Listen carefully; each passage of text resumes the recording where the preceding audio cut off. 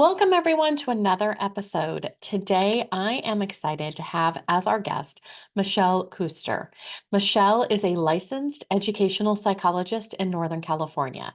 She is the current legislative chair for the California Association of School Psychologists and is the president of the Northeastern California Association of School Psychologists, or NECASP. Michele has worked with California Assembly members to introduce legislation related to school violence prevention and intervention. She recently was selected to train with the FBI's Behavior Analysis Unit in Quantico, Virginia, as a mental health consultant for the Sacramento field office. She has been practicing school psychology for 19 years and has worked in Indiana, Maryland, Pennsylvania, and California. Welcome to the podcast, Michele. Why, thank you. Well, we kick off with really important questions that everyone always wants to know. What is your favorite TV show that you are watching right now? What should we all be watching with you? Oh my gosh. So I am always behind the trends. My family makes fun of me because, like, I just finished Friday Night Lights. I said I was pretty sure I was in like graduate school whenever this was going on. I never watched it. And so right now I am watching Suits, which I hear they're going to be making some new seasons. So maybe I am ahead of the curve on that one. And then I love to read. That is what I do for my mental health time. And so I just read The Apples Never Fall Far from the Tree. I'm not sure if that's like the actual title of the book, but I saw on Peacock that they just did a mini series on that book. So it was a great book, and so I started watching the series. Now, I have to ask, are you usually more in love with the book or more in love with the TV or film version? Come on, you know the answer to that. Yeah, no, already. My husband's watching the series with me, and 5 minutes in, I'm like, yeah, actually, the story took place in Australia, not in West Palm Beach. But yeah, always the book. Yeah, that was me. I remember when Harry Potter came out and I saw the first movie, and I was the person in the movie that was like, they skipped that part, they didn't do that. That's incorrect. And I didn't enjoy the movie because it wasn't perfectly aligned with the book. So I'm like, I will reread the books, but maybe not the movies. Absolutely. Hunger Games is the only series that I felt like the movie really did justice to the book. But Okay. All right. Well, in one sentence, how would your colleagues describe you as a school psychologist? I don't know that I can do a sentence, but I could do some adjectives. Okay. Yeah, so I would say that people have always said I'm very passionate. I can remember my going away from party from when I moved from Maryland back to Pennsylvania, and everybody said that I was a trailblazer. And at the time, I was young, out of grad school, and I was like, what does that really even mean? Like, and now I live in California, and I'm like, oh, I know what a trailblazer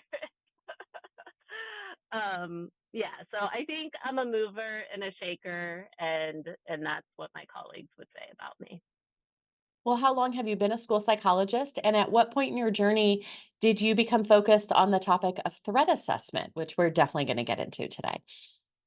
Yeah, so not to say that my intro wasn't correct. It was just a little dated, which Oh, is okay. That's all right. Hey, I believe this is my 19th year practicing as a school psychologist, and it wasn't really until recently that I maybe put together how foundational threat assessment was in my career looking back, because I always say I'm kind of a unicorn. I knew that I wanted to be a school psychologist my freshman year in college, and that was because I had a psychology professor who was a school psychologist. And I remember very clearly being in my dorm room watching on TV the events of Columbine unfold in 1999. Yes, February of 1999. And it was right at that time that I had decided that I was going to commit to the path of school psychology. And so, looking back now at some of my experiences, I think about how impactful that event was on my career path and my professional identity. And I was in a creative writing class at the time, and I still have this journal entry that I wrote probably within days of Columbine happening. Well, tell me more about what you find regarding threat assessments in the school setting. Yeah, so this it's just crazy how the universe kind of compels you to do things, right? So when I started my career back in Maryland, I did not know that my interest and my focus was going to be working more with our at risk juveniles in schools, and so I had done my dissertation proposal on reading disabilities and internalizing disorders, and I was a credentialed elementary teacher before going into graduate school. And so I went off to Maryland and had a phenomenal internship experience in a county school system. And when they offered me a position, they said, these are some of the sites that we're thinking.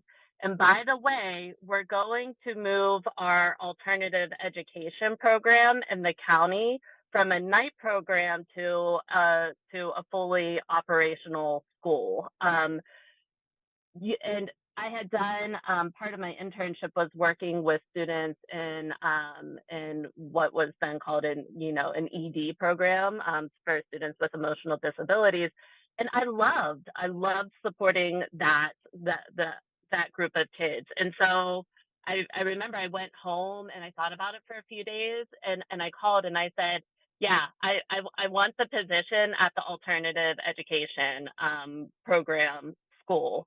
And so, in that work early on in my career, it was the case that I was very much involved in conducting threat assessments. And many of the students who came to our program had been long term suspensions from high schools or middle schools throughout the county.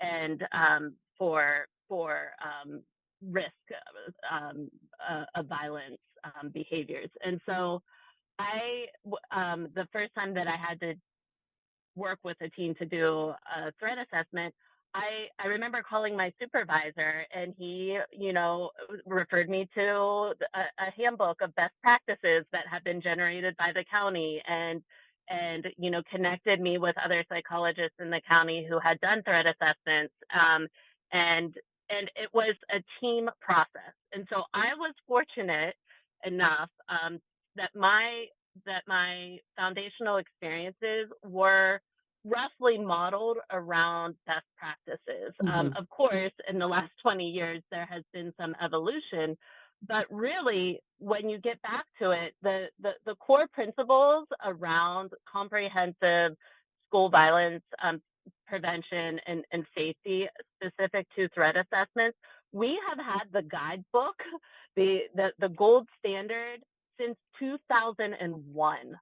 And so for me, and that came out of the Safe Schools Initiative, that was a collaboration between the Department of Justice, the National Threat Assessment Center, and TAC, and the Department of Education, and it's based off of case analyses of targeted violence that had happened up until that time. And of course, this came out of a task force following Columbine. But the core components of that of that study and of the guidelines are just as true today as they were in 2001. So we know how to do this in schools, but yet it is the case time and time again when I am supporting schools that that knowledge is not out there and in the hands of the people who need it. And so that is what got me started. I was having a conversation with a girlfriend who happens to be in public policy and advocacy and legislative work. And she said to me, she's like, "Well, why don't you do something about this?" And I'm like, "Yeah, what am I supposed to do about this in the state of California?" And so just through grassroots efforts, a school psychologist and a mom sitting at a table having a conversation. And so I did reach out to my local legislator, who happened to be the co-chair of the education committee for the California Assembly. And this was prior to me even knowing anybody at CASP, our state association. But I was able to work together with my assembly member to get a legislative bill introduced. It did not pass through, but it exposed me to the whole how an idea can become a bill in the legislative process. And no joke, I wish my friend Dora was sitting here beside me. We, I had to watch the Schoolhouse Rocks video on That's what I how was just thinking of. Yes. for real. I had no clue, zero clue. So so that conversation I had with my friend that started all of this legislative advocacy that I'm continuing to grow within that space and build capacity within that space. But that started in 2018. And so, it's I had the chance to testify at the education committee and speak to my experiences in schools, and I just as one person, one practitioner, have had so many personal experiences, including working in school systems where there were students who actuated murders that were well thought out and planned and premeditated, and looking back on those failed opportunities, essentially, to potentially have prevented that violence. And so, the need for understanding is out there, and it's not just within our profession. What I have found a lot is educating our school administrators about the need to bring more people into the circle to help inform how we can support, because that's the goal, is to support individuals who are at risk, and convincing them that it's beyond an assessment. It is beyond a one point in time report. It is about connecting children and families and communities with resources to help improve, lives. Yeah. Well, I'm curious because obviously, I mean, just anyone listening to this right now can hear your passion on this topic.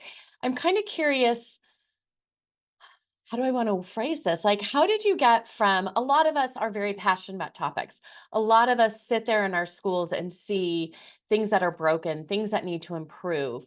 You have taken a number of steps.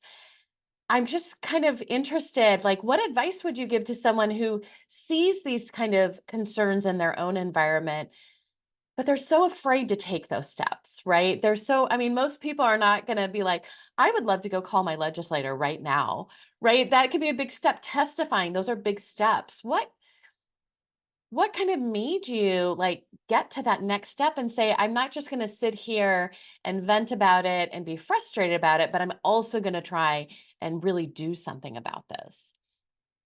Yeah, those are great questions. And I hope that I can answer them in a you know way that is impactful. You know, you, I'm thinking about the prepared school psychologist, right? Your tagline, and thinking about how just fortunate I was to really have excellent training and excellent mentors along the way. And I do think that, um, I get back to Simon Sinek, who, is kind of this organizational leader. And he talks about how businesses and companies and corporations that want to sell a product, they look at the process and how to get it out there and what it is and how it misses the mark because it it it, it has to come back to the why.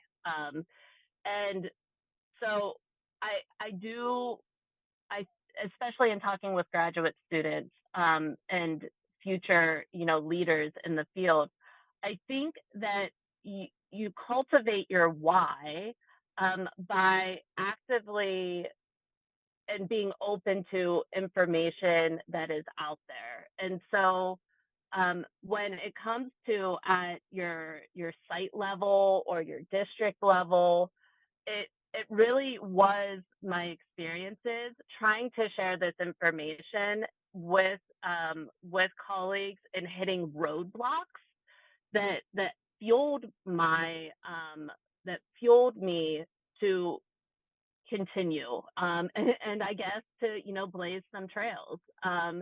And so unfortunately the truth of the matter is that because schools are tasked with so many things that it isn't until a mandate or a lawsuit or a high profile case or unfortunately a situation where it's in our media because of um, you know actuated violence that those become the opportunities to really push the resources and the information out there.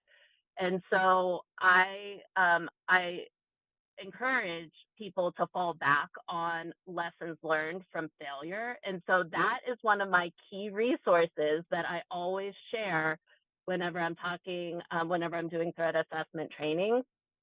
There is an article, and you don't necessarily know from reading the research article the exact incident that is referring to, but it stems out of a shooting that happened in Arapahoe High School in Colorado, and that particular event, the parents of Claire Davis, who was a student who was killed, really wanted there to be a thorough investigation for the sake of learning what went wrong to help Mm, prevent it from happening in the future. Oh, and I just got goosebumps. And so they did a very thorough investigative post analysis, and that individual who committed the shooting, he was assessed by the school psychologist and one of the assistant principals, and that in Colorado, they do have some strong they're not mandates, but they are guidelines at this time around threat assessment trainings. And so the members of the school community had just completed a solid threat assessment training, and they had protocol and they had policy. And so even with like a good foundation, there were errors in that process. And so I like to share that research article with students so that they can use that as kind of an impetus to say, hey, listen, not only are we ethically required to to ensure the safety and the well-being of our students. But look at what happens whenever best practices are not followed. Right. And recently in California, in a case that is potentially going to set precedents throughout the country, there similarly there was a threat assessment process that happened in and I believe it was Kern County. So that lawsuit was Cleveland versus Taft. Taft was the school district, and it was the first time that the courts held the school system liable for Mm. financially for responsibility um, uh, because they had failed to implement a solid threat assessment process. And so it's the first time that a school district had been held liable and found to be liable because of failures. And so that is a key um, court case that, again, I feel like you can take to administrators, you can take to school boards, you can take to community stakeholders, because it did also involve the school resource officer and some limits and barriers around information sharing, which is usually a big topic of concern.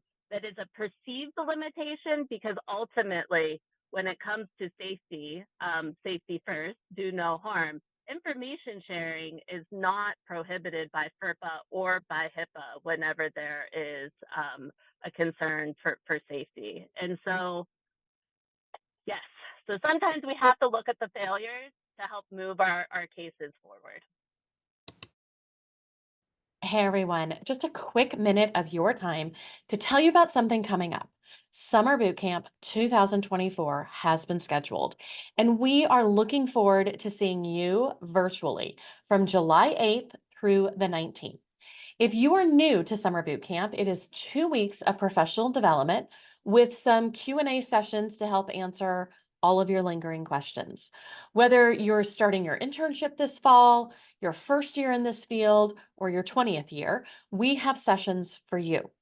This summer, I am unveiling my IEP report card, a way for you to self-reflect and determine what is working and what areas are in need of some growth.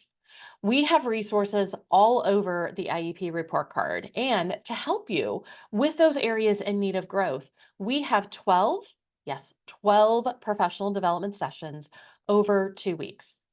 Now, if you can't make the sessions live because you're actually going to enjoy your summer, no worries, as we record everything. If you need some CEUs or a certificate of completion, we have those too. So head over to my website at jennyponzerk.com today, or click on the link in the show notes to learn all about the sessions we are offering. I will see you in July. Yeah, I was thinking about like that last article, to be able to go to your school and be like, we don't want to be the next school held That's liable, right. right?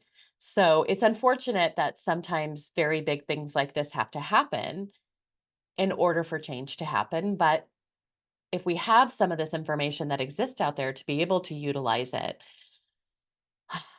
So And the for other thing go ahead. too, oh, sorry, Jenny. Yeah, no, the other thing too that I think is really helpful, specific to this topic, is that there are so many free resources out there through our kind of governing bodies and government agencies. So this is I was fortunate to be one of the mental health uh,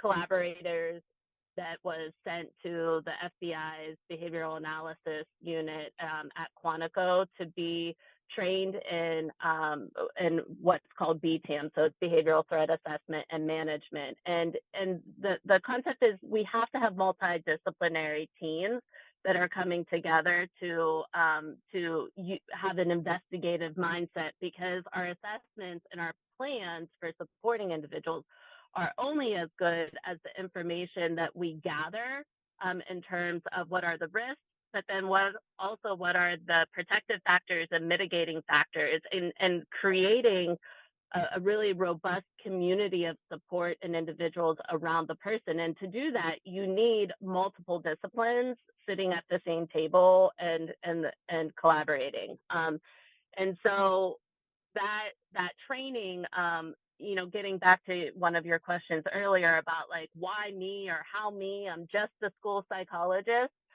I definitely had that feeling when I'm, sitting at the FBI, behavioral analysis unit in Quantico, and I'm there with forensic psychologists and clinical psychologists and the social workers who are working on co-response models with law enforcement agencies, and really some people who are doing very high level work in very large systems.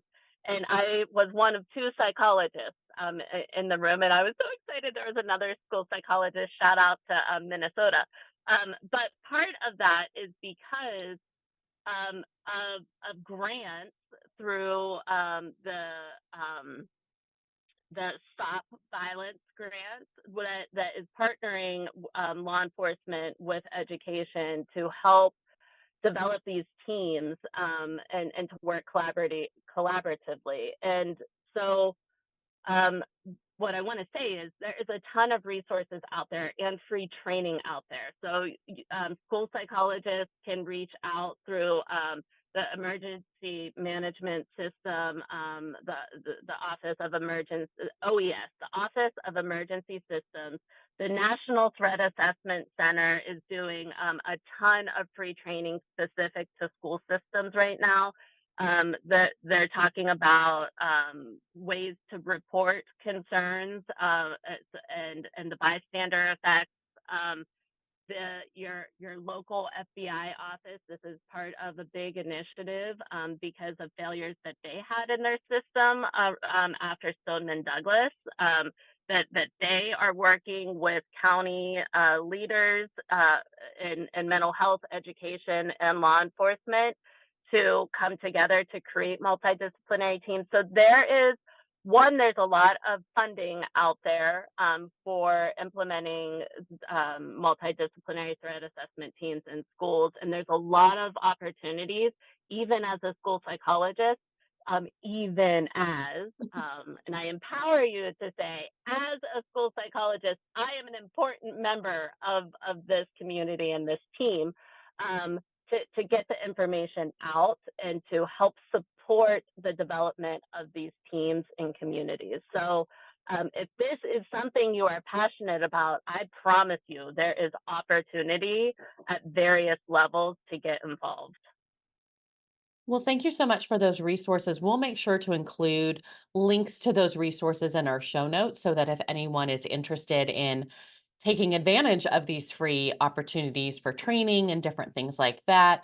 Are there any other actionable steps? I mean, I feel like you've shared a lot with us already. Is there anything else that you would share for someone who is interested in learning more or moving forward with improving practices at their schools? I think knowing, so if you are prepared, then you are always ready, right?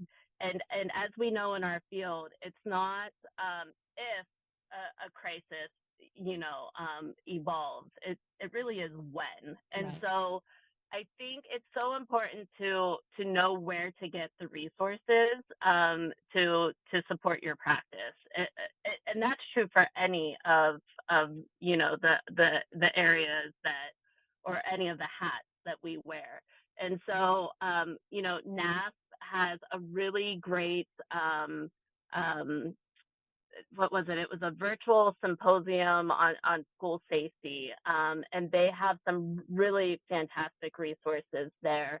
Um, I can't say enough about the importance of being paying the membership dues and being a member of your national association, of your state association, of your local chapters or affiliates, of Jenny's training platform. because it is these platforms that have vetted the resources that are being shared and are able to kind of be a one-stop shop. And so it really is an investment in your preparedness to be paying for and having these resources available to you. And one of the great things about getting involved, I'm in California, it's a huge state. When I moved here, not being native, people were like, yes, welcome to the country of California, which is so true. Um, but getting involved in your local communities, and there's opportunity to get involved, at the state level, and at the national level. But what happens when you do that is you meet people who have rich experiences and or expertise in areas, and you then can phone a friend. So I mean that in California, if you're a member of CAST, there is literally Ask an Expert, which is a resource. And so if you are practicing and all of a sudden there's a potential threat that you've been asked to support, and you're like, oh crap, like what do I do? And you're freaking out. You can literally email help at castonline.com, and they would connect you potentially with me or with somebody else in the state. And Jenny, I know, from your platform and the training we did for the county, for the psychologists in the county where I work, somebody said, hey, I don't know, I'm being asked to do this calcula assessment, and I like, what do you think? And I'm like, go to your Jenny P resources. And they're like, oh my gosh, that's right, thank you so much. And so it really comes down to knowing where to get the good information and having access to it that helps you be prepared for the many tasks that you will be lucky enough to help support school systems through. Yeah. Well, we like to ask all of our guests, reflecting back to when you were a first year school psychologist, what advice would you give to someone who's kind of finishing up that first year or about to embark on their first year? Don't stay in the box. um, y- you know, I thought I would be super passionate about dyslexia and reading intervention. My first year out, like that, I thought I'd be an elementary school psychologist forever. And I didn't say no when new opportunities were recommended, and it was because of that, because I did not have tunnel vision, because I was open to any opportunity or experience that I was exposed to, that I was really able to grow in who I am as a professional and who I am as a person. And so my advice would be, don't let anybody put you into a box. You are more than a special education assessor, evaluator, report writer. And when you see something that is scary, but is speaking to you, that means that you need to say yes and go try it out. I love that. I love that.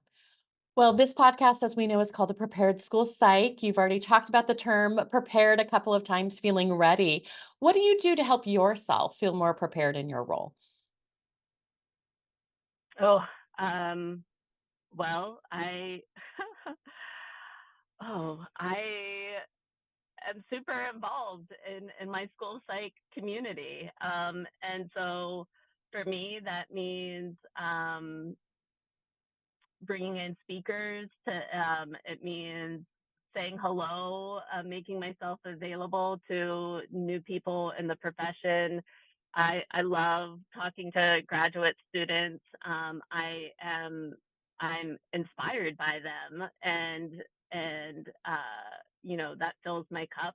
And so I think it is about doing more for me than just my 9 to 5 job. I think, oh, that's so funny, 9 to 5 job. I know, I'm Um, like, you mean yeah, right. 7:30 to Yeah, 7 PM, right? yeah, yeah, right. But but for me, that is renewing, right? Like being involved in conversations with other professionals and staying current, because I'm asking questions from others and wanting to know more. I think that's what keeps me prepared. Awesome. Well, thank you so much for your time today, Michelle, and for sharing all of your expertise with all of our listeners. Again, we're going to share all the different resources that you've been talking about in our show notes in case anyone would like to follow in your path and help improve these different systems that are so important in our schools. So, thank you for your time today, Michelle. Thank you.